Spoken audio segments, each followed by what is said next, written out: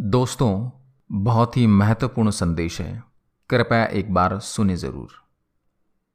गैर हाजिर कंधे। विश्वास साहब अपने आप को भाग्यशाली मानते थे। कारण यह था कि उनके दोनों पुत्र आईआईटी करने के बाद लगभग 1 करोड़ रुपए का वेतन अमेरिका में प्राप्त कर रहे थे। विश्वास साहब जब सेवानिवृत्त हुए तो उनकी इच्छा हुई कि उनका एक पुत्र भारत लौट आए और उनके साथ रहे। परंतु अमेरिका जाने के बाद कोई पुत्र भारत आने को तैयार नहीं हुआ। उल्टे उन्होंने विश्वास साहब को अमेरिका आकर बसने की सलाह दी। विश्वास साहब अपनी पत्नी भावना के साथ अमेरिका चले गए, परंतु उनका मन वहां बिल्कुल भी नहीं लगा और वे भारत लौट आए। दुर्भाग्य से विश्वास साहब की पत्नी को लकवा हो गया और पत्नी पूर्णतः पति की सेवा पर निर्भर हो गई। प्रातः नित्यक्रम से लेकर खिलाने पिलाने, दवाई देने आदि का संपूर्ण कार्य विश्वास साहब के भरोसे पर था। पत्नी की जुबान भी लकवे के कारण चली गई थी।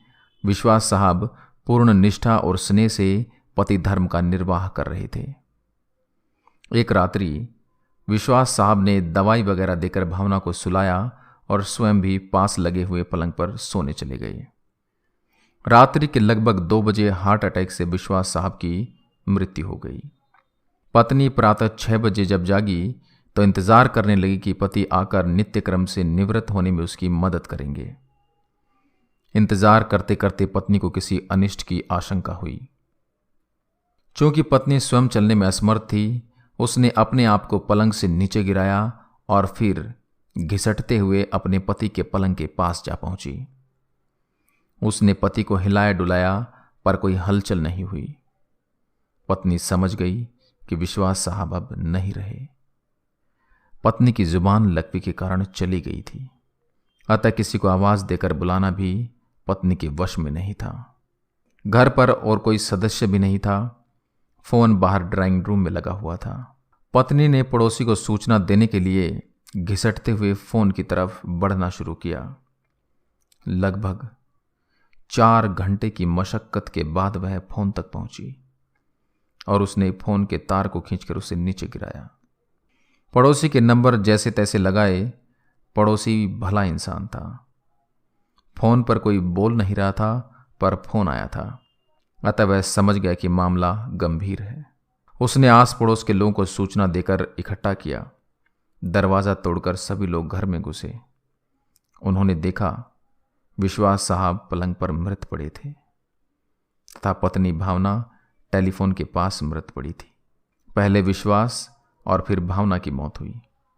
जनाजा दोनों का साथ साथ निकला। पूरा मोहल्ला कंधा दे रहा था, परंतु 2 कंधे मौजूद नहीं थे जिसकी मां बाप को सबसे ज्यादा उम्मीद थी। शायद वे कंधे करोड़ों रुपए की कमाई के भार के साथ अति महत्वाकांक्षा से पहले ही दबे हुए थे। लोग बाग लगाते हैं फल के लिए, औलाद पालते हैं बुढ़ापे के लिए। कुछ ही औलाद अपना फर्ज निभा पाते हैं। अति सुंदर कहा है कवि ने, मत शिक्षा दो इन बच्चों को चांद सितारे छूने की। चांद सितारे छूने वाले छू मंतर हो जाएंगे। अगर दे सको शिक्षा तो दो तुम इन्हें चरण छू लेने की।